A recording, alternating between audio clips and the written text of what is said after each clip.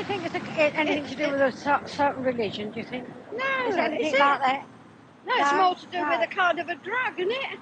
It's a drug. Yeah, well, those that take it ought to be ashamed Well. of themselves.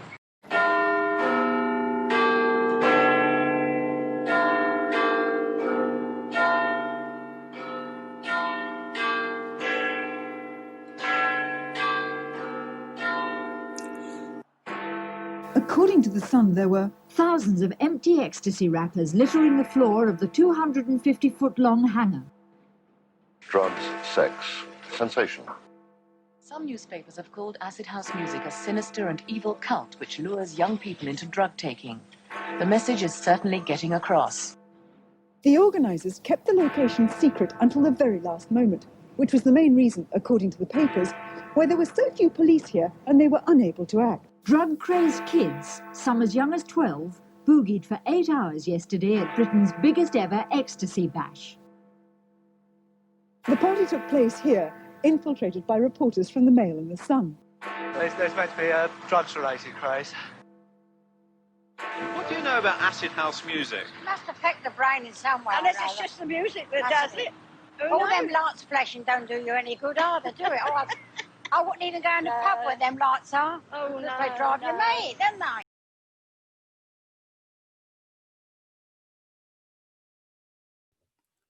Welcome to the 88 podcast with yours truly, Wayne Anthony. And on today's show, we've got a really great guest, someone that knows the industry inside and out, someone that's actually met all of the DJs, all the producers that we've listened to in the past. Gordon Mason, he's the producer and director of the most unseen film on the scene. They call it Acid. And I want to welcome to the show, Gordon Mason. How are you doing, son? All right, Wayne, how are you? Good, matey. Yeah. Gordon, so, mate, they call it Acid. But before we get to they call it Acid, let's talk a little bit about how you actually got involved in the scene. Because I remember I bumped into a few spots with your camera. But before we get to that, how did you get involved in the old Acid House scene? Well, I mean, I was kind of evolved into it, I guess, in the sort of mid-eighties. I was going to like acid parties in the woods and stuff like that up in Milton Keynes. When I moved to London in '88, so I used to go to parties like that, and I used to also go. Well, I did a dub sound actually in a club which was run by Eddie Richards up in Milton Keynes. So knew Eddie quite well and followed him wherever he DJ'd really. So started going when he started playing house music and playing acid house. We sort of started going to Clink Street and things like that. But there was a lot of people in Milton Keynes that evolved into the acid house scene, like the Colston Haters, and a lot of the sort of Shoom regulars came down from Milton Keynes as well. So it was a sort of natural progression from where I was to sort of get involved going forward, really. And it's interesting, really, because Milton Keynes, that was one of those towns that they kind of built, didn't they? When did they build Milton Keynes? It was built in '67, I think it was conceived. The idea. Yeah. We moved there in like the mid '70s, and it was sort of developing then and sort of growing culturally. Because I remember the TV commercials. Because there was loads of TV commercials, wasn't there? Yeah. Moved to Milton Keynes, and so here you were. And it was a bit of a, it was outside of London, and it was a brand new town in effect. Yeah. Lots of new work. I mean, it's not that big of a town. And to think that you had all of these heads that actually came from there, it's quite like. And did you all know each other? Well, when Tony and Charlie were in my school, same school, so Charlie was the year below, Tony was the year above. Well, that's interesting because just for anyone that might not know who you're talking about, Tony and Charlie are basically their sunrise. So was you was you already a filmmaker? At what time did you become a filmmaker? Yeah, I left school when I was 17, so that was 85, and got a job in the industry then. So as a sort of apprentice. So I was kind of making stuff around then, and that's why I had access to equipment, you know, when the raves came along and the parties came along, to kind of go and film them, you know. Yeah, for sure. And so was it a natural progression? Was you clubbing it, you know, and just thought, mate, hang on a second, someone needs to record this? Or did it come in a completely different way? I think the very first time I was making a pop promo, because Jolly Roger had their sort of hit with Acid Man. And then I said to Eddie, your apologies if the maker of their video was watching this, but I thought it was crap. So I said, Eddie, come on, I can do a lot better for you, mate. Let me do the next one. Okay. When Jolly Roger did their next one, then I did the video for that, and that was why we filmed the first party. And then I just got to know some people like Anton, and you know, so we got into some of the other parties. Excellent. And so can you remember what was the first party you ever filmed? Energy at Westway. Energy at Westway. I mean, that was a fantastic party. We've had Jeremy on and Tintin, and they've spoken about that day. At some point, we hope to have Anton on as well. But that was a big event. That was an epic event. I went in the daytime to sort of, you know, just have a recce, meet the guys, and sort of just check it would be cool to do it. And we got like a VIP pass, which I've still got, you know, and like access all areas pass to kind of go in and shoot a bit on. I was shooting on Super 8 that night. Nice. Mate, and my girlfriend, we went down there with these passes, like, that got us everywhere, but we couldn't get anywhere near the building, let alone get, you know, it wasn't a case of getting security, it was a case of getting down the street, because there was just literally thousands of people outside, so we had to climb the wall to get in with all our equipment. Excellent. Even if we had a pass, which was amazing. Because that's right, because there was thousands of people inside, and there was thousands of people hoping to get inside outside. Yeah. And so you got caught up in that mainly. Yeah, got caught up in that, yeah. But it was so hot in there. The film was just, I didn't get a lot of footage in there because it was just so hot. And the camera just kept steaming up, and we were kind of wandering around, like, you know, my girlfriend had a clipboard and she was sort of trying to take down the name of everyone we were filming and all this kind of stuff. It's, oh my God.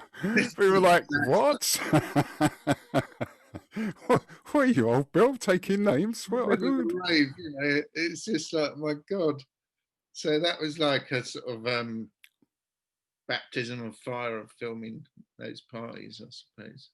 Excellent. And so from that, you said you saw that there was something interesting, because no one else was really doing it, was they? I mean, I know that there was a couple of people that was filming bits and pieces. I know Pops was filming bits and pieces, but there was no one really filming it at that time. So you must have thought, like, they didn't want cameras in there. I think the reason we got away with it, because I wrong. was on Super 8, so it was kind of a bit more cool. And also we'd take flowers and stuff and give them to people, and we'd sort of say, look, is it okay if we film you and I'll give you a flower? And so people, and we'd party first, like, you know, so that we didn't turn up in a sort of media truck, do you know what I mean, and just invade someone's space. We were sort of partying all night and getting to know people. Sure. And my girlfriend was a very sociable person, so she would really get to know everybody. So when we came to get the camera out from behind the DJ booth or whatever, then people would go, oh, hey, it's you, you know, and it was all cool. So it wasn't like the media had suddenly invaded the party. It was just more like, and that was quite a big thing, because once they relaxed into it, it was almost like, because I know it's happened to me, even with you, actually. I mean, I don't know if it's a bit early to go into that, but I remember at the Freedom to Party after, and you did some footage, and I remember I came up to you. You were filming something, and I came up to you. Do you remember that bit of footage, yeah? No, I And wasn't. I'm not actually on the camera, but you can hear my voice. Right. I don't It think was that. really mad. I don't think that was me. I think that was someone else. No, was you at the Freedom's party No, no, filming? no, Oh, you wasn't. no. Oh, okay. Who was I, that I, then? Because it's really funny because off camera, this chap's filming, and off camera, you just hear this voice say, "Who you doing that for, mate?" And I yeah. recognised my voice. But so you didn't do the Freedom's Party campaign at all? No, no. Ah, that's interesting. But so what happened? So did you like film at lots of different parties? Yeah, a few. Yeah, I mean, not like I mean, I've got in the film they call it acid. I've got there's stuff from me and other people that were filming. Like a mate of mine filmed at Clink Street. I used to go to Clink Street, but I'd never take my camera. Yeah, yeah. Well, you're right, because the fact is, no one, even as much as we would have liked to have recorded those moments, for the future, we were so scared of being arrested by police that there was just no way. If we saw a camera flash, we're taking the camera. If we saw the camera, we're taking the film. We're not going to take your camera off you or anything like that, but we're taking the film and you got to go, Yeah. And that There was just, that's just looking after our own backs, isn't it? Yeah, there was one incident actually at World Dance, at the first World Dance, I remember. And I kind of overstepped the mark a bit and filmed this guy without asking him. And he just sort of walked towards the camera with his hand like this. Never a good look. Yeah. not through viewfinder. And I'm like, all right, mate. Look, I said, leave me, but like, I promise I'll never use that bit of film because it's obvious you don't want to be on camera. I promise I'll never use it. And he was like, cool, yeah, all right. But, excellent. And so obviously, yeah, no, go on, mate. I'm more interested in what you got to say than what I've got to say. Well, there was another time when there was these guys, because in the morning I used to love filming when the sun was coming up because the light would be nice and all that kind of stuff. And people, like I say, you'd have got to know people. And there was these three guys up on the speakers and they didn't want me to see their faces, but they did the hear no evil, see no evil, speak no evil with towels, like these three guys. And one of them had a towel across his mouth. The other one had a towel across his eyes and the other one had it on his ears. And they were sort of dancing behind these towels and sort of playing with the camera like that. It's just brilliant. It's lovely. Yeah, I do remember. I mean, as I said, it was imperative that we didn't actually get on camera. And when I look back now, when I look at it now, it's such a shame, because we did. They were such great memories, and now they're just locked in our minds. And I really would have loved to have had some video. I would have loved to have some photographs of Genesis parties. I mean, yeah, there's photographs of other events, but Genesis events, obviously we wasn't going to be able to take. We wasn't going to take any photos ourselves. We took some photos in the early days, building up. In the culture, was it really? Yeah, exactly. It wasn't about cameras, which is just such today with the selfies and everything. It's just mad, isn't it? But so at what point? So Acid House came and went. You've got some footage from certain parties, and then at what point did you decide, I want to make a film about this? In the sort of mid-90s, I guess. I was making documentaries by then, mainly arts documentaries and things like that. Editing, mainly editing documentaries, people like Melvin Bragg and that sort of thing, South Bank shows and other sort of, top end at that time, top end television documentaries. And I just thought, I'd love to make a document about the culture, and so just sort of set out on what's become a very long journey. And epic journey. Totally been an epic journey, Started recording interviews back then, I think you might have recorded my interview back then in the 90s. I think it was when I was in Brick Lane. Yeah, we did. Well, we did. What I did was I did like research interviews where I just, because I was shooting on film. So to save money and time, I did like research interviews on DAT, on digital audio tape. Sure. where I'd go and have a beer and a chat and just relax and sort of do a long interview for 2 or 3 hours with somebody, which you can do now on digital cameras, but back then you couldn't do that on film. It'd just be hellishly expensive to make a film like that. Um, so that would have been when I first interviewed you on that, I think. And then, I mean, obviously bits of those interviews are used in the film as well, because people are relaxed and chatting, and you can kind of delve a bit deeper. But then what I do is take those interviews, go away, transcribe them, listen to them, edit them, and then from that design a sort of set of really focused questions that I would then go back with a film camera and shoot a sort of more focused interview with everybody. So I think when we caught up with you was a few years down the line, but I'd already had that research interview in the bag, sort of thing. Sure. And again, you know, you was completely independent, Gordon. You did all your own money. Yeah. Yeah. And you basically, you just went for it. You did it the whole DIY fashion. You took that approach. You took that Nick Broomfield approach, huh?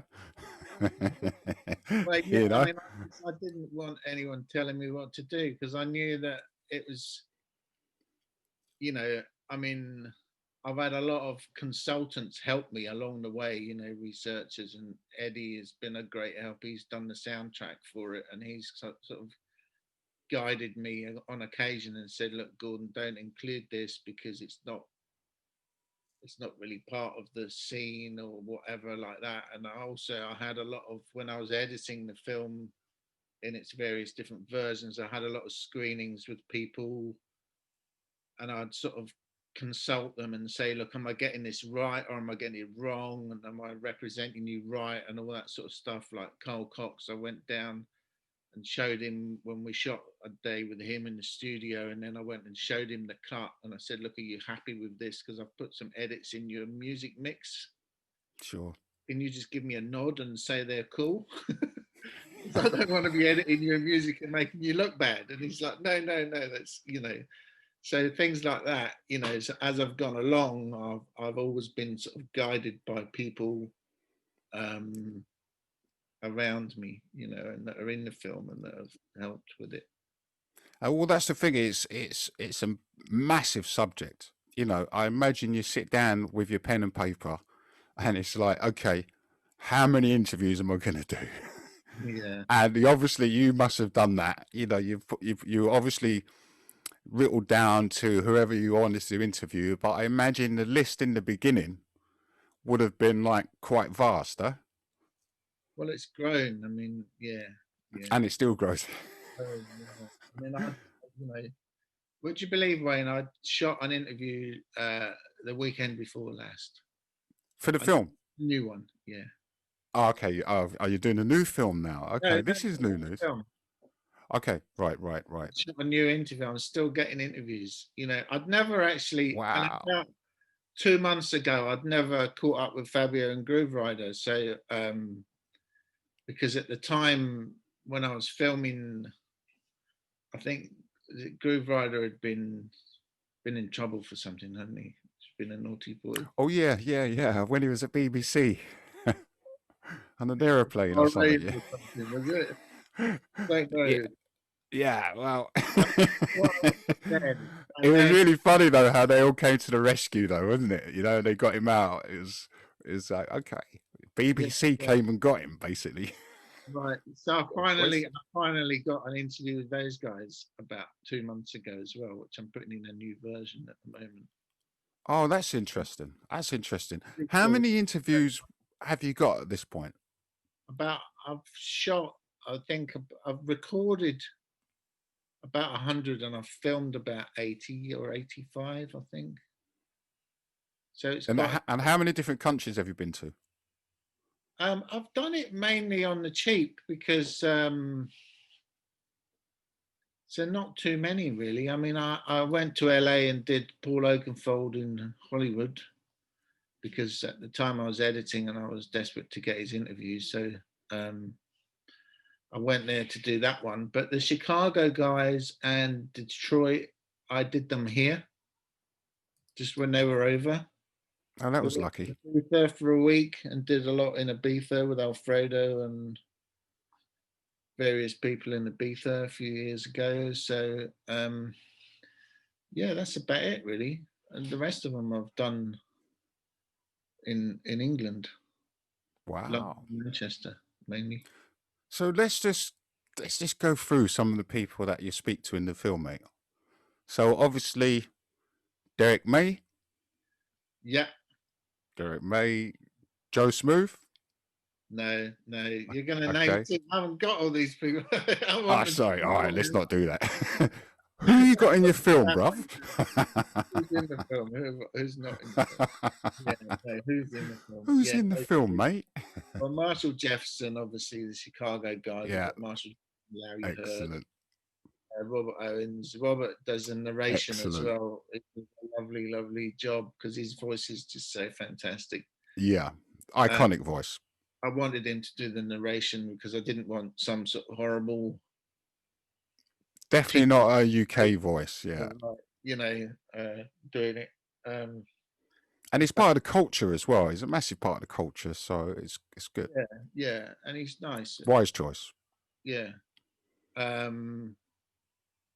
So that's the sort of Americans, and then like out of the UK, I mean, just most of the promoters and DJs, and luckily as well, a couple of like senior policemen and politician and stuff like that. I've tried to keep it a bit balanced. Yeah, for sure. Just so that we get kind of their aspect as well.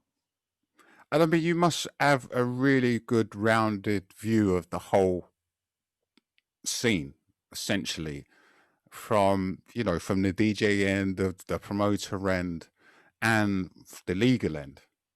Yeah. And obviously, when we talk about the legal end, I mean, you're obviously the only person in the world that has footage of myself and Kenneth Tappenden, the head of the police pay party unit, in a room, not only in a room together, but playing a banned board game called chess. Yeah, the rave game it's called. A banned board game called chess. The rave game. Yeah. Yes. Mate, that's some great footage. I'm glad you responded to that because I suddenly thought someone told me about the game and I thought, well, wouldn't it be really funny to get like Ken and a promoter, and then so I sort of I phoned Ken and I said, Wayne Anthony's challenged you to a game of rave game, like he wants to play you, like, and he's like, yeah, okay. So I phoned you and said, Ken's challenged you to a game of rave game, and you're like, yeah, all right. So yeah, like come on, classic, dude. And off you went, yeah, and it was that was good. We just like it was a natural game, and we just like flowed. We had the camera on tracks in like a semicircle around you, and we just let you for like an hour and a half and just shot stuff. And you had us in this darkened room with all the black drapes all around it and stuff, and he was such a game for it, wasn't he? As well, Kenneth came in his police uniform. I'm sitting there with a smiley face, and because hardly anyone's seen this footage. Right. I mean, it's in your film. They call it acid. Did you have a flash of it in the film? Yeah, it's no, it's in the film, definitely. Yeah. But given that not many people have got to see the film, and I probably guess we should kind of, since we're on that, I guess we should move to that, because one of the biggest questions I always get asked is, why can't I see the film? They call it acid. I get that asked so often. You wouldn't believe it. I know. Well, it's such an underground film. I'm just trying to keep it underground, and like only a dozen people have ever seen it. No, I'm joking. It's just, I'm like really cool. It's an art piece. It took up like 15 years of my life, but it's art. You can see it if you can find it, but you have to. Excellent, mate. Where you can watch it. No, I mean it's leave Easter eggs everywhere. Finance, man. It's just finance. I've put a hell of a lot of my own money into it, and I want to find someone that's willing to back the rest of it just to get it out there. There's all sorts of clearances and things that have to be done, not just music, but there's all sorts of, films are, it's not like an album or a book. You can just write a book and get it printed, or you can record an album and make a CD, but to release a film is hellishly expensive. Yeah, it's a laborious task. It takes years. And if you don't love what you do, then you're in the wrong game as far as filmmaking is concerned. Yeah, that's right. I've been doing it now for this film a long time. So, but and would it be when would it be an end to it though, good? Because I remember, you'd finished already, and I mean, you're doing like what a typical artist would do, aren't you? It's like the longer I got it, the more it's just going to keep growing. So, so what about, have you thought of like Netflix or anything like that? Because mate, the thing what's different now and when you started this journey is obviously now we've got all of these streaming avenues that you can go down. Have you thought about that? Yes, I have. Yes, and I have. You've had conversations, no doubt. Well, I have with like some of them. One of them, I'm not sure if I should mention companies, but I did show it to someone about a month ago. Okay. At one of the big streamers, big streamers, and they loved it. They said it was a brilliant piece of work, and which it is. Thank you. And but it wasn't for them at the moment because it's not the kind of content they're looking for right at the moment. But it's a brilliant piece of work and it deserves to be seen. And somebody would snap it up. It's encouraging. Didn't have to say that, all that. No, Could have said no kind of thing, but it's encouraging, but it's not as encouraging as, that's great, then we'll have it. For sure. And I don't see what could be more current than that. I mean, of course it's current. Just getting it to the right desk at the right time. Yeah. I don't, although I've been in the industry. You need to get it to one of the old school heads that was there. So, I was there. Yeah. I mean, that's what happened with my book. That's what happened with my book, Class of '88, Sure, when I finished writing it, because, I'm not a writer. Even now, I'm not a writer. But I can tell a story. Yeah. And so when I finished, writing it, I contacted Virgin, got to didn't get past the desk, just contacted them, said, hi, I've written this book about Acid House and blah, blah. They said, nope, not interested. So I went away. I just did some more rewrites. I contacted them again 2 months later, said, hi, I got this book. They were like, no, not interested. I went away, did, more rewrites, even though they didn't even want to know what the title was, so I went away, did some rewrites, called them again about 2 months later. On that very same day, got through to the senior music editor who had been there, Ian Gittins, bless him. And he had obviously experienced Acid House firsthand. And this was on like a Friday, whatever, on the Monday, I had a book deal. Yeah. So it is about getting to that right desk. I did have a deal on the table from a company called Momentum Pictures years ago. Yeah, I know the company. Big company.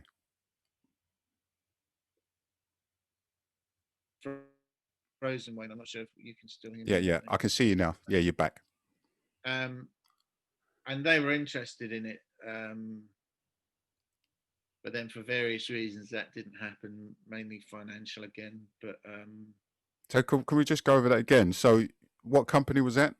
That was a company called Momentum Pictures. That was years ago, and because the acquisitions director there used to go to Clink Street, so as you say, he's like, this is no brainer. I love it.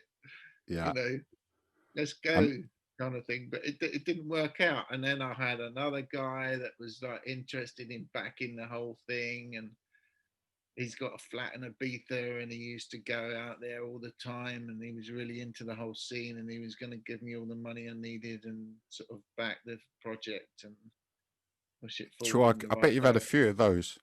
I mean, we all get those, Yeah, we all get those. But then he sort of, backed away and disappeared, and it's very disappointing. It's like, been kicked in the teeth a lot of times. Yeah, I mean, as an artist as well. I mean, essentially, you're an artist. Yeah. And it does feel, it is demoralizing. And, which is why you have to love what you do. Yeah, that's right. Because the fact is, you have, I've been in all the documentaries essential, especially the mainstream ones, and they call it acid. I mean, I've seen it. I think I've seen it 2 or 3 times, and it's the best film that not only that I'm in, that I've actually seen on the subject. Right. I think you encapsulate the message really well, and you encapsulate it from someone that had boots on the ground, Yeah. as opposed to, someone that's just approached it with a clinical mind, of putting a film together. This was someone that had boots on the ground. You went to the events, you knew the people, and you could tell that by the interviews, and your interview manner was very relaxing. We fell into it. I mean, I think you interviewed me in Hackney Wick. Yeah, that's right. Yeah, you did. Actually, that's a famous graffiti yard. It's called the Paint Yard. It's Right. not there anymore.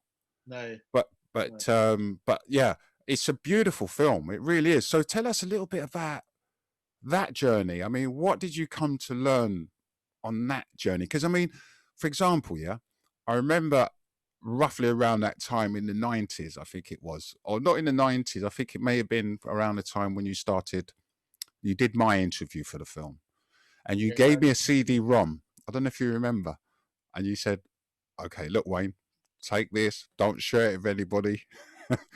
At least wait until after my film comes out." And your film has never come out, and so I've never shared it with anyone, Right. But this whole thing with the declassified documents now, I mean, you must have read all those documents, yeah? Have you seen, obviously you know about them though. Have you seen any of the declassified documents that that you could download from the government website? No, I haven't looked into Oh, haven't you seen any? Oh, go on. So basically it's got like letters from different departments of government speaking about acid house parties and the nuisance of acid house parties and what they were going to do with them. Right. And different papers were put forward. I've actually got the documents, and you can download them. Anyone can download them. And in the documents, it basically, they put some papers together about how they was going to tackle it. And it was an MP that put this particular document together.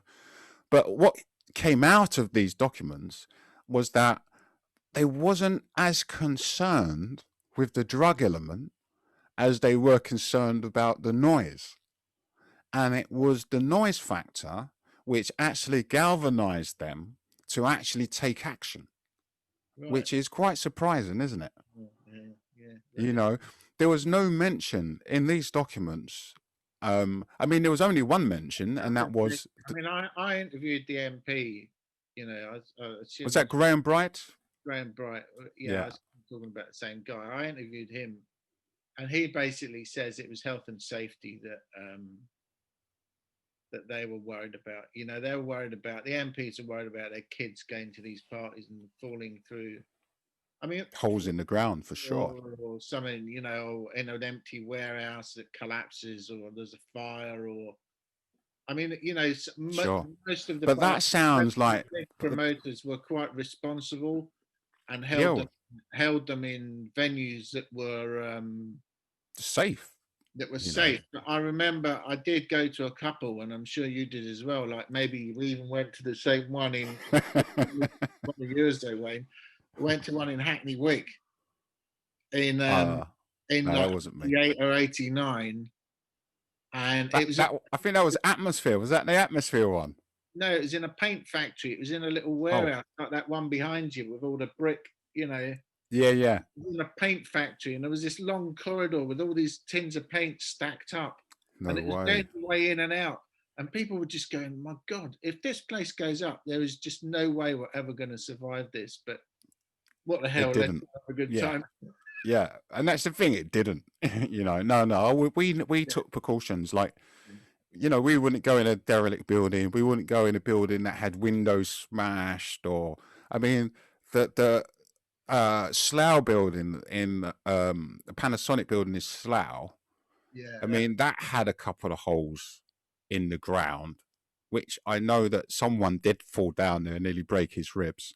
Really? But apart from that, really, but at that point, to be fair to us, it was a free party, and at that point, all of the parties had been closed down more or less by the police pay party unit. And so we were happy to get anywhere, although these buildings had no windows, so there was no glass issues or anything like that. Yeah. But so, I mean, that Graham Bright, what you just said, the statement that Graham Bright said there, that sounds like the clinical version, because when you read these documents, they're focused. It wasn't even on health and safety. Their whole focus was on the noise nuisance, and there were even comments from people like Virginia Bottomley, yeah, where they were supporting making noise a legal offence, and then the argument all became about, okay, one, the parties, two, factories, because that was also something that they were discussing, that the noise element from factories. And so they, at one point, they were actually trying to, turn noise into a legal activity. Yeah. Which is just bizarre. And so that's what they focused in on. And if you remember rightly, because a lot of the things that they were suggesting in these papers, like it was all based around the noise. And so they were suggesting that inspectors would come in with decibel meters, which happened, didn't it? I mean, that actually happened. It happens now in clubs here. Yeah. Well, no, that was happening in 1990. Right. Yeah, no, that was part of your licensing agreement for you to even get the license, that you will allow these inspectors, and they would basically go outside of where your event is, down the road to where your neighbors might be or something like that. Yeah. And this is how they brought them in. Yeah. And then they would measure the noise, and then they would decide whether or not it was too loud, and then the promoter would get fined based on that. So that's how they brought it in. They scared the public into, believing that these acid house parties, with these dodgy promoters selling drugs to kids of all ages, they don't care about the noise. So we need to bring these guys in to control the noise factor, and then we can find them. But what actually happened was that these inspectors with these decibel machines, they were using them for christenings, birthday parties. So in the end, these machines and these inspectors were being used far more in everyday life for your christenings and your birthday parties than what they was during the acid house period. So it was very telling where it was going. Yeah. And in these papers, these declassified papers, they talk about it. And again, it was Carolyn something was the name of the person that put the paper together. I didn't actually see any of Graham Bright stuff, but one of the main instigators for Margaret Thatcher, and again, this was reported in the tabloid and the broadsheet newspapers, and they all kind of honed in on it as well, was that Margaret Thatcher, she actually only was seen to do something when one of her colleagues' uncle or something like that, he had some land next to someone who'd done a party and kept him up all night. Right. Okay. And so we've got that letter that he sent in to his, nephew or whatever, who worked with Thatcher, and then he gave the letter to Margaret Thatcher, and and then she replied, said, "Oh, we're going to put a stop to this," type thing.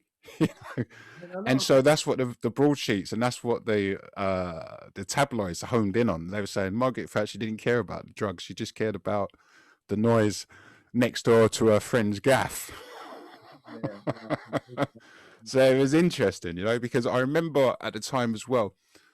I know I'm doing all the talking. I do apologize. I remember at the time as well. Say again? Did they? To begin with, they didn't even know about the drugs anyway. So. Yeah, well, that was one of the things. It was everybody kept it covert. We certainly did at our parties. I mean, even I've said it before on the podcast that, in Leaside Road, when we had Leaside Road in 1988, we thought that we were in a legal building. It just so happened that the person who gave us this, basically, it was just this handwritten note saying that, oh yeah, I mean, at this time we wasn't clued up to going to real estate agents and making up fake documents, right? Our first document, my first acid house document that I ever got was from this chap who gave us Leaside Road. And he was a mechanic or something, and the building was full of car tires, and we had loads of car grease on the floor and oil and everything everywhere. So he had his fingerprints all over it with grease. And it kind of just said, like, you know, I such as such allow blah blah to have this building for a private music business party. That's all it said. And so when the police came, we just presented them with that, and they just accepted it, and everything was good. You know? So we were just partying on in there, and everything was fine. And then suddenly, that all changed when the policeman turned up one day and just said, "Look, the person who's gave you that note is basically a squatter, and he doesn't own the building at all. And so you actually have to leave the building like within the next few days if you don't mind." So at that point, we'd had a few parties in there, and it was coming. We'd just gone past New Year's Eve, and it was time to hit the road. So after that, we had to hit the road. But yeah, so that was kind of the state of play at that time, you know. So I've got an interview. I was listening to it this morning, actually. Dave Beer, you know, saying that Beery, got son. They used to up north, you know, they used to Leeds and Blackburn and that sort of thing. To begin with, they get pulled over by the police. This is hilarious, actually. They get pulled over and breathalyzed by the police going to a party because the police were trying to. So they'd get their pills out their pockets and say, "Hold them for me, mate," you know, and hold them, and then they get the breathalyzer and do the. And go, "No, he's not drunk," and then they get the pills back, put them back in their pockets, and get in the car and drive away. You know. Yeah. The police didn't have a clue what they were looking for. They just thought that everyone was excellent. Because again, at that same building, you know, if I saw someone, you know, skinning up a joint in the middle of the dance floor, as such, it's a big, massive warehouse. You know, I'll just go up to him and say, "Mate, you can't do that." And if I saw anyone that looked too young, I would go up to them and say, "Mate, you got to go." Yeah, and I did with it where that as well. I think. I mean, it was before the sort of official security, wasn't it, and all that kind of stuff. But everybody kind of looked out for, you know, themselves, each other, and the security were often very. You know, if you overstepped the mark, they would pull you in and say, "Hey, you can't do that." You know, that's not on. But there were sort of unwritten rules and rules that everyone had to adhere to, weren't there? That allowed these things to go on for as long as they did. Yeah, and to be fair, without the public's interaction with that, and without the public listening to certain rules, we wouldn't have been able to pull it off.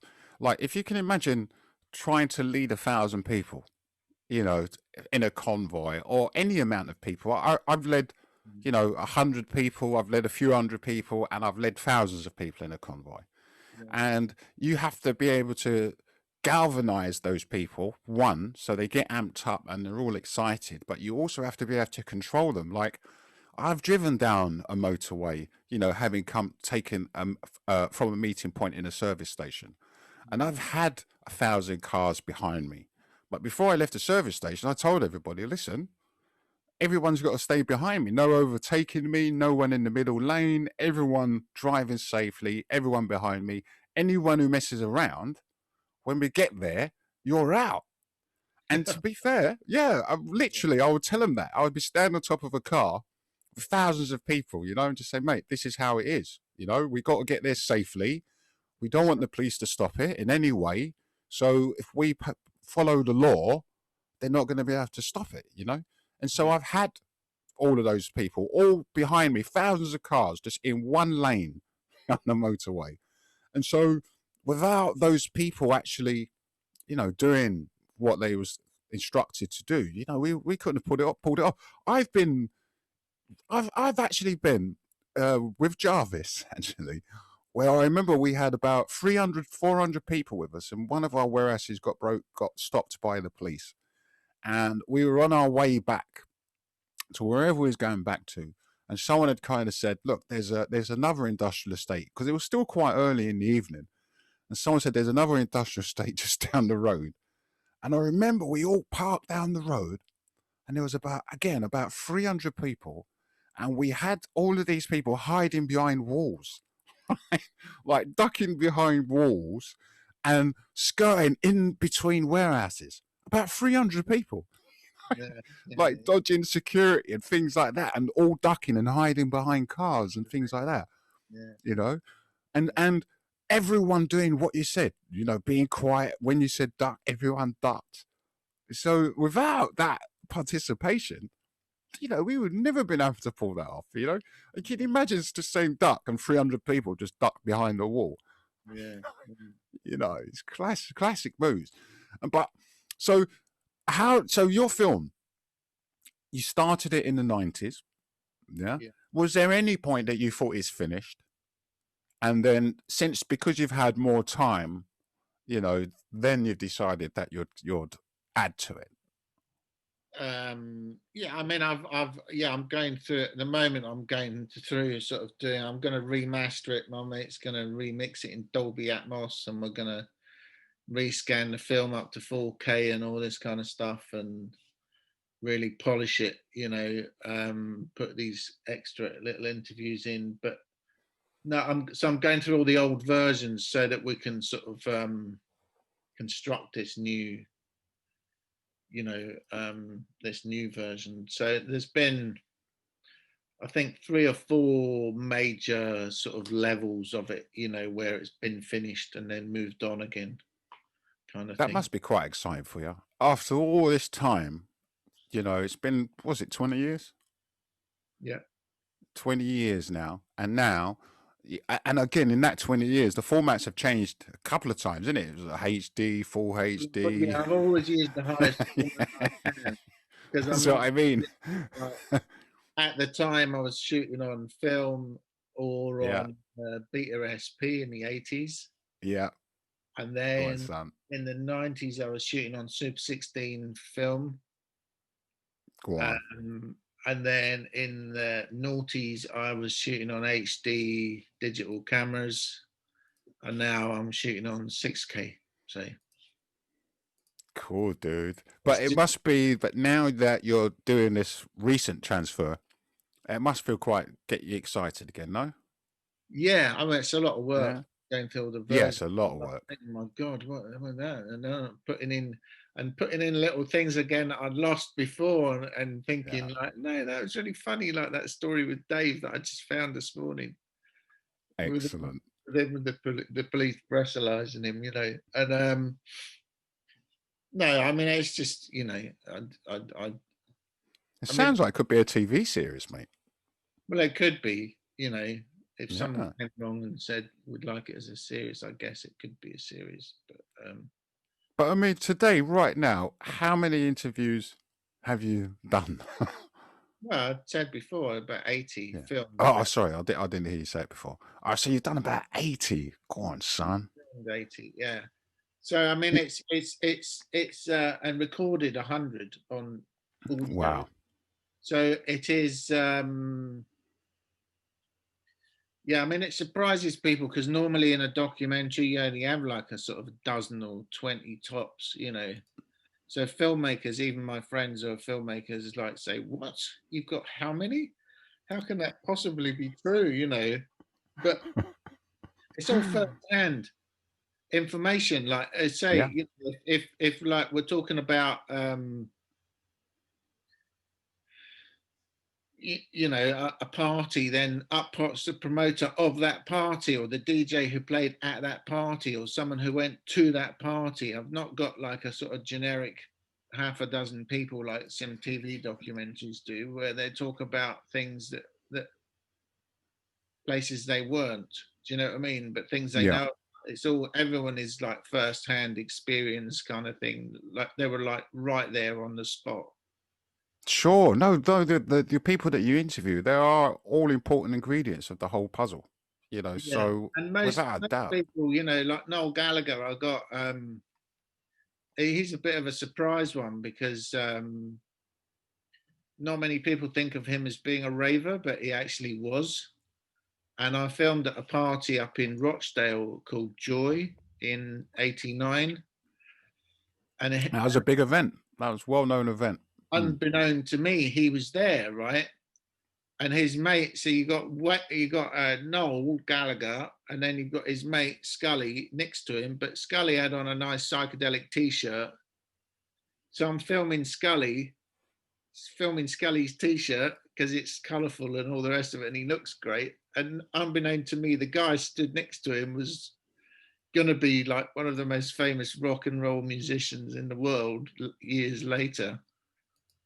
And Excellent. anyway, so then I caught up with them. I met someone that they knew and all this kind of stuff years later. And then they said, "Hey, Noel was at that party with his mate." And then I sort of show them a bit of the footage, and he goes, "Yeah, that's me there." And then when I meet up with them, they go, "Yeah, I remember you. I had a conversation." No way. Like, you know. So there's great little stories like that come out of it with these people. And as soon as I kind of show them some stuff and they get into it, then they just like really, you know, they really open up on the whole generally, and sort of, it's happy memories, isn't it, for a lot of people? For sure. It's some of the best memories of our lives, because I'm sure there's some epic moments in our lives, like yourself. You get married, you know, you have children, you know, and you can never put things like this before that, you know. But to me, I've done some amazing things in my life since then. But I feel like it was the whole entire experience in it was, you know, it was brand new, you know, the release of the inhibitions, you know, all of those things, all the traveling and all the meeting of all new people. I think all of and the music and the drugs, I think all of those things together is what gave it that impact. And yeah, I would never forget it. I would never forget it. I think I always say to, sorry, know, mate, go. The community still exists, you know, because it still exists, mate. I was out on Sunday actually. And, you know, you're not allowed to dance these days. I got told to sit down by the security, you know, for like how bizarre up at my table. It's bizarre, isn't it, mate? I mean, again, I know people that are doing parties, and bless them, and I hope they're successful at it. But it's bizarre, yeah. I met these guys at the table next to me, and like, you know, they're sort of in their 50s as I am, and like, so we got chatting. Oh, where did you used to go, and all this kind of stuff, and like, you know, Dungeons or Clink Street or whatever like that. And you just get chatting to these people, and it's just like, yeah, I remember that. And yeah, it's an amazing thing. And when you was doing all these interviews, I mean, that must have been quite something. Because I mean, who did you get? You got Sunrise, you got Biology. Did you get Jarvis? Yeah. That's rare, because I tell you what, Jarvis, he's quite shy when it comes to sitting in front of the camera and declaring shit. You know, he's had me sitting in his chair with lights on, waiting for him a few times. You know, live mic. I'm just like, yeah, and he doesn't. Yeah, so that's a rare treat that you got there. I tell you what, I was even doing an interview with Jarvis once, and I convinced him, come on, Jarvis, just come and do it, mate. Come and do it. And it was a live stream. It was this internet event, and it was a live stream, and he got up in the middle of the interview and just walked off. He said, got a phone call, I've got to go. No, so that's rare, mate. So you get an interview with Jarvis. I've done two, because the first one, he was the show reel. And so we arranged another one and did another one, which was much better, and I'm so pleased we did, because the second excellent one was great. And Tony, did you get Tony or did you get Charlie? I got Charlie. Tony came, but at that time he didn't want to be on camera. Yeah, he still doesn't, to be fair. I got very excited because I'd arranged to interview Charlie, and Tony came walking down the street with her, and I thought, my God, he's going to come and do it. Yeah. And the first thing he walked up to you guys, Gordon, don't get excited. I'm not going to go on camera. I just came because it was you. And I'm going to sit at the back of the room. So I interviewed Charlie with Tony sitting at the back of the room. And so it was, you know, it's nice to see him after all these years and stuff. Totally. Oh, yeah, because they went to the same school as you, or the same year? Charlie was a year below, I think. Yeah. Okay. How mad. Sounds like a little school reunion, dude. Do you remember him from then as well? Everyone remembers Tony, yeah. Yeah. Tony's a character, mate. Listen, I've been in a few different countries with Tony, and I had a lot of fun with Tony. Absolutely a lot of fun with Tony and Charlie. They're two great people again that I remember. And this all goes to what I was saying earlier, and I say it to the people that I interview. It's just bizarre how we're all locked into one another's lives for the rest of our lives. Because there's even a couple of people that I don't necessarily get on with, but they're still locked into my consciousness forever. I still remember them, Right. and so that's and that's why documentary filmmakers like yourself are so important. And that's another reason why I do the podcast as well, is so we can document this history, Yeah. and Right. and we could take ownership of the people that are actually there. They can take ownership of it rather than outside people who come in. And with you making the films, again, you can only interview so many people in one film.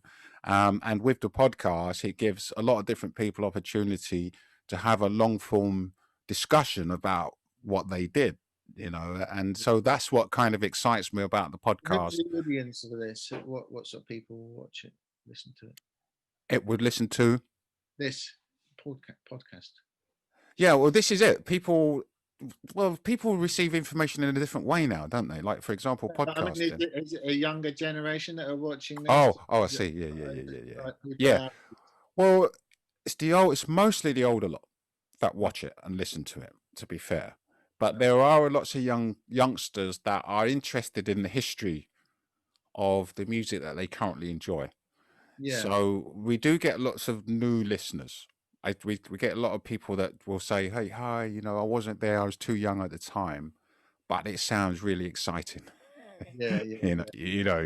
Because I guess it must sound really exciting because it was exciting. And again, that's why it's so valuable that filmmakers like yourself document this history, so people know who the people involved. Because what I've seen recently, I've seen there's a big debate going on about sorry, excuse me. There's a big debate going on about where house music comes from and whether the people that pioneered it were black or white, and I've seen a few of the old school guys defending their positions, kind of reconfirming that, hang on, this music was made by black producers. Yeah, and I Marshall just did an interview last week, didn't he? Where he was. Oh, is he? He was saying exactly that. Yeah. Oh, okay, there you go. Oh, okay. So at least it's public. It's out there. He's feeling excluded by the EDM scene because they're not talking about the roots. See, I did see. That's what it must be, because like one of the, I'm so pleased that I've got all these guys on camera because I mean, you and I both know that the whole acid house scene was about racial equality and coming together of classes and different classes, different colors, all sorts of different types of people, and everybody getting along, but actually the music roots, Marshall was saying that it's like what happened to rock and roll. It's been taken, dance music, electronic dance music has been taken over by the white cognoscenti in America, and I guess that must be quite difficult to see. I mean, you know what? I mean, even for excluded like that when you're such a pioneer. For sure, and because I've seen them defending their position, and when I saw it, I thought, who could even be debating this topic? I kind of just ignored it because I just thought, no, who could even be debating that topic? And again, but there's a few of them doing it, and I guess even since I've been doing this podcast, I've thought about DJ Pierre, and I was thinking, I guess for him as well, because I've seen him defend the position as well, and I thought, I guess for those guys, remembering that none of those guys took any drugs. Those house guys, they wasn't taking drugs and making music for the drug culture or the drug generation. Some of them were, most of them weren't. Yeah. No, but the key guys that we're talking about, I mean, maybe at the warehouse, like the Larry Levan time, But your key guys like your Derek Mays and your Joes and you know your Tyrees and these guys. And when I say drugs, I mean they're not taking these. Yeah. You know? Yeah. Well, was they? Yeah. Do you know different? I think there was I've been told there was ecstasy at the warehouse. Oh no, it's definitely ecstasy there because there's and, ecstasy's been and around for a while. acid at the music box. So Yeah, that's definitely. Club. But So whether they were taking it or not. no, I don't. I think. Yeah, don't get me wrong. Yeah, obviously you're not going to say Well, yeah they were taking it. I think most I was people there. think, I'll tell you it was. as you say, Yeah, as you say, I think most of them. it's interesting, but it's interesting to hear like well, look, I'll stay on track to what I was actually saying. So so none of them, hardly any of them took drugs, or the likes of DJ Pierre, the likes of Derek May and those dudes, they didn't take any drugs. So suddenly, DJ Pierre, he creates this new sound called Acid House. He names it Acid House. And you remember in the beginning, I remember there was all types of newspapers trying to give you where that term came from. Yeah. And no one was ever saying, oh no, it was this dude, DJ Pierre. You remember it was always to do with burning tapes and burning clones of tapes, acid burning. I mean, I've even seen clips of the BBC journalists. Yeah, I've even seen clips from BBC journalists explaining where the term acid comes from, and obviously we had no internet at the time, so the information would have been hard to get to. But today, we actually know that one guy created it, and it was DJ Pierre, and he created that term acid house. But then, and that was just to describe music. Where when we use that term, when I use the term acid house, I use it to describe the whole culture, and that culture begins in 1988, and it kind of really faded 1990, but I just about include 1990. But really, it was more like, a year or a year and a half or something. I mean, acid house music in itself, yourself, Gordon, it wasn't around that actually long. In 1988, before I started doing parties, it was all acid house music, In the beginning, when we started doing parties, it was a mixture between Balearic, because we had the likes of Tony Wilson. So we used to play Balearic stuff and we'd have acid house. But in terms of the producers making music, by that time, they actually stopped, like mid-89 on that build-up, they stopped making acid house. And a lot of UK producers are making happy house and, all different types of music. But generally speaking, when I use the term, it's to describe everything that happened in the culture. Yeah. So I guess if I was that dude, and I guess as well, when you look at it from the outside, it might appear that it was driven by loads of English white kids, when the reality is we all drove it. There was no one identifiable group that we pushed this forward. It was a joint effort that we all did together, and so we can't single anyone out. It's just like, no, we all did this. We all grew together. We held hands. We booted off those doors together. And so that was what was so impactful of the times, and and so for people to debate whether or not it was black producers to make the sound, I feel really bad about that. And sometimes I feel, because I use the word in such a generic way, sometimes I do feel a little bit guilty because of those dudes. And imagine if you're Pierre, you've never even taken drugs, and suddenly this whole culture, although you're happy about it because it brought your name to the forefront, it brought your music to Europe, to this generation of people that otherwise wouldn't have heard your music. That's positive. The music is a sort of push and a pull thing anyway, and a lot of those, especially the Detroit guys. I mean, the Chicago guys were basically trying to copy disco music, right? But they couldn't. Well, they say something different, though. I mean, you've interviewed them, so you've probably listened to their word more than me. Yeah. And the Detroit guys were more, because Tyree kind of says something different. Like I interviewed Tyree, and he's saying something different. Like he was saying that although people try to connect the origins of house music, the history of it, to disco, he was saying that the fact is they were calling it house music before house music was even made. So he was saying, like in 1978, they were calling house music, which wasn't house music. He said that it was really mainly disco. He said, but they were calling it house music, and it wasn't house music.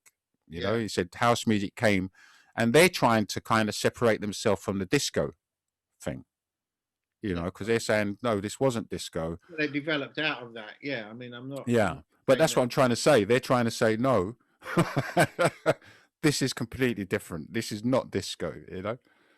But their influences, I mean, they're influenced by massive different people. I mean, they'll tell you. You them, but like, you know, Marshall Smithson was influenced by Pink Floyd. Sure. For instance, you know, listen to Open Your Eyes and stuff like that. Yeah. You know? Yeah. And the boys, the Detroit boys. It was New Order and the Human League and Kraftwerk and some of the German acts, you know, like DAF and people like that, you know. And if you listen to those old tunes, Soft Cell, you know, if you listen to a lot of that old European electronic music, it's not a million miles away, you know. And they took it a stage further, but music is just a sort of, I always think of it like as in waves, you know, where it just sort of tumbles over and engulfs what came before, but then brings something new to the forefront, and then that kind of, you know, so it's not a black. Sure. Well, once it's out, it gets remixed, doesn't it? I mean, and that's kind of what happened with house music in the UK, isn't it? It came to the UK. You know, by the time the kids they danced to it first, embraced it, and then they started making their own house music, and then house music changed. But again, but I always pay homage to the boys that started it. How can you not? You know? Yeah. And so, obviously, you're still on this journey. I mean, you're still a filmmaker today. That's basically what you do, isn't it? Yeah, mainly editing. Yeah. You're quite a well-known editor, and you're quite, you know, high-end editor as well, I believe. Yeah. You've been about, in your son. You've edited some really high-end shows in your time. I've been editing for 35 years. So. Yeah, mate. God, son. Yeah. And so what's your so? I guess so for you, the next challenge is getting it back, getting it remixed, getting it redigitalized, getting it up to speed, 4K, and getting the film back out there. Yeah, is that basically that's your thing? And you know, if a TV series comes, you would consider that too? It depends. Yeah, I mean that, you know, 8 interviews an episode or something. Well, I wouldn't divide it up like that, but yeah. No. That's too clinical.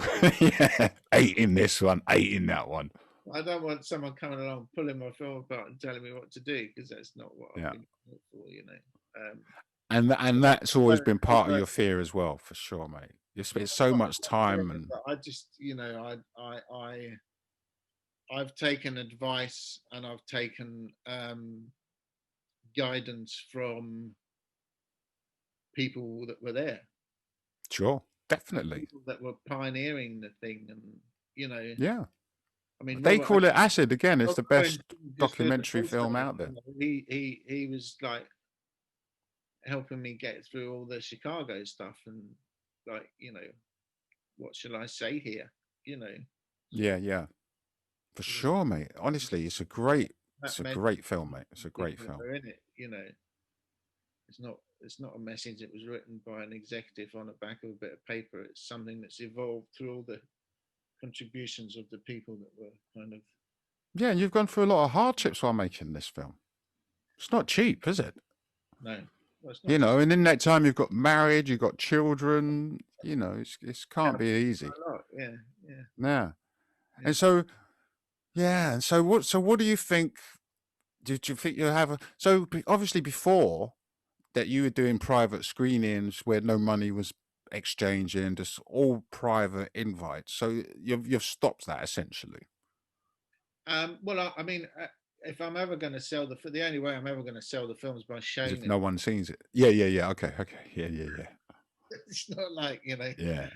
Yeah, Like but no, isn't that generally, more in of the like going past, to an office and when showing them? I've shown it to the cast, Yeah, yeah, and yeah, I've yeah. shown it to some of the people, as we said.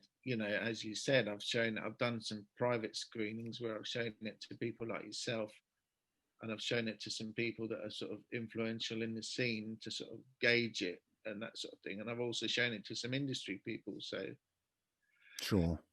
you know, It's like, so do you think is there a timeline? Will we see it in 21? I don't, Wayne, it's so 22? funny. Yeah, When yeah, yeah, yeah. That's I the big question, isn't it? It's like when someone says to me, "When's the next Genesis party?" You're like, "Oh, yeah. just go away, mate." Do you know what I mean? No, on one of the interviews I recorded in 1998, there's a sort of overrun of the sound. The sound always cuts after the film cuts. Yeah. And I was listening to one of those interviews, and someone said, "So when's this coming out, Gordon?" And I said, "Oh, hopefully in the spring." That was like 1998. Excellent. In the Excellent. spring. Here I am 20 years later and 22 years, Excellent. and it's still Well, not I'll tell you what, why don't you, when you do get a deal, soon. Obviously, I'll get in touch with you, mate. yeah, come back on the show, and we'll see if we can give it a big push and come on and talk about it, mate. And we're trying. I tell you what we'll do. It might even be a nice one to do. Is we'll do like a joint Zoom or something. We get a couple of the characters that are in the film, and we'll do like a a group Zoom or something. Yeah, that'd be good. Get Eddie because he's done the soundtrack. Maybe he'll. Yeah, exactly. We get a few people in there, and mate, I mean, I know you got lots to do, so I'm not going to keep you all day. But I will say that I'm really, really looking forward to seeing this film again, because not only have you've done really well in that the people that you've trusted with that DVD. Because I remember there's someone that we both know who's a millionaire, and you trusted them with the film, and they wouldn't give it to me. I asked them for it. I got to be honest with you, I've never. I don't think. Well, I don't say. Yeah. Yeah. No, I'm not going to say. Right. And I asked him for it, and he was like, no, no. And so I give it to him, So my point I'm trying to make is that, mate, this is the most anticipated film that no one has ever seen before, and there's no way, just so people who are listening or watching, you're not going to find this online. So don't waste your time. You're not going to find it. You can go to theycallitacid.com and watch the trailer for your heart. Excellent. Go to They Call It Acid. You can watch the trailer there.com. I just want to say it's not a deliberate ploy that this film is not coming out. I desperately want this film to be. This is art, man. It's art. It's not like a sort of one of those art pieces that I'm sort of cagey about. I desperately want this film to be seen by millions of people around the world. I just haven't found the right outlet for it yet. So. Yeah, because not only do you want the film to be seen, you want to keep control over the film. You want to create editorial control over the film at the very least. So if anyone out there is watching and you can make it happen, give the geezer the funding. Get in touch. Yeah. Get in touch, mate, So is there anything else you'd like to add? I don't think so, no. Yeah, mate. It's good to talk to you, brother. It's good to talk to you, mate. Well, it's nice, especially in lockdown and... Yeah. And we'll definitely do it again, mate. I look forward to it. And we're definitely... again, if you ever need me for anything, and mate, if you like, I would love to get a slide shot or some sort of photo, a screenshot from myself and Ken Tappenden playing that chess game. For this. Yeah, no, just for me. Right. Oh, okay. Yeah, no, just for me, bro. Just for me, mate. I'm not sure if we did we? We should have done, shouldn't we? No, I never ever got one. No, okay. Well, I can take a grab of it. Yeah. Yeah, mate. If you don't mind, and I won't share it or anything, Unless, can I share it? Not yet. No, not yet. Because I not yet. I could use it as a promo. Because you could use it as a promo, can't you? First of all, you hear your voice and you think, "What's this?" And then you're like, "Really, really?" And it kind of like reveals in the film. It's like a bit because there's a lot of funny moments in the film. I'm putting another couple in as well, actually. And bless Kenneth, yeah, he said to me, do you remember he said, oh, you want me to lose, obviously. And he was going to, I'd be like, no, dude, just play the game. Whoever loses, loses. But he was willing. He was so game for it, wasn't he? Yeah, yeah. And I feel like that's one of the big turnarounds from the scene as well. The way that Kenneth has been addressing, you know, in his interviews, the way he's been addressing these issues, you know. When I interviewed Ken Tappenden, right, outside Scotland Yard, the first time I'd met him, I turned up with a jacket with all those arrows on it and a little hat, you know, with arrows on it. Oh no, like a prisoner's outfit. Yeah. Yeah. I turned up in a prisoner's suit, and he's like, you know, to interview him. And then when we finished the interview, he goes, Gordon, he goes, you have to wait there. He goes, I'm going upstairs. It was Sir Paul Condon at the time or something in the chair. Go on, he was the top man. Yeah. The top man. He goes, wait there, Gordon. I'm going up to his office. I want to get him to look out the window because he won't believe me. Excellent, mate. And he just turned out to be a lovely man, didn't he? You know? Yeah. And he's so honest. I felt like he's really honest, which is rare. It's rare you'd get such a decorated policeman to be so honest like that and to be going against the grain as well, you know? And that's what I appreciated about him. And that's why when you rang me that day, I mean, that was classic, you know. Here, Wayne, no, this is you. Here, Wayne, you know Ken Tappenden? Yeah. He's challenged you to a game of rave. It's like, what? Yeah, I'll play. So that was such a move, you getting us to do that, mate, honestly. So, again, thanks for taking the time to do this, Gordon. I know you're really busy. And I look forward. Again, people can go to theycallitacid.com to watch the trailer. It's a great trailer. It's a great film. Keep an eye out for it in the future. And again, we'll hope to see you again in the future, Gordon. Okay, no worries. All right, son. Loads of love to the family as well, because obviously I know your wife. Loads of love to the wife, yeah? Yeah, will do. Thanks. All right, son. It's nice to see you, brother. Take care. See you soon. Bye, mate. Do you think it's anything to do with a certain religion, do you think? No, Is it anything is it? like that? No, it's No, more to do no. with a kind of a drug, isn't it? It's a drug. Yeah, well, those that take it ought to be ashamed of themselves.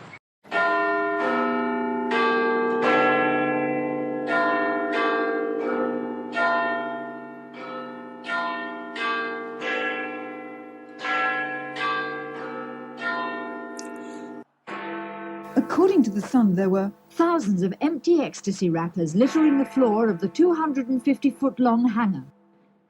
Drugs, sex, sensation. Some newspapers have called acid house music a sinister and evil cult which lures young people into drug taking. The message is certainly getting across. The organisers kept the location secret until the very last moment, which was the main reason, according to the papers, why there were so few police here and they were unable to act. Drug-crazed kids, some as young as 12, boogied for 8 hours yesterday at Britain's biggest ever ecstasy bash. The party took place here, infiltrated by reporters from the Mail and the Sun. There's meant to be a drugs-related craze. What do you know about acid house music? It must affect the brain in some way. Unless or it's other. just the music that Must does be. it. Who All knows? them lights flashing don't do you any good either, do it? I wouldn't even go in the pub where them lights are. Oh, no, They drive you no. mad, don't they?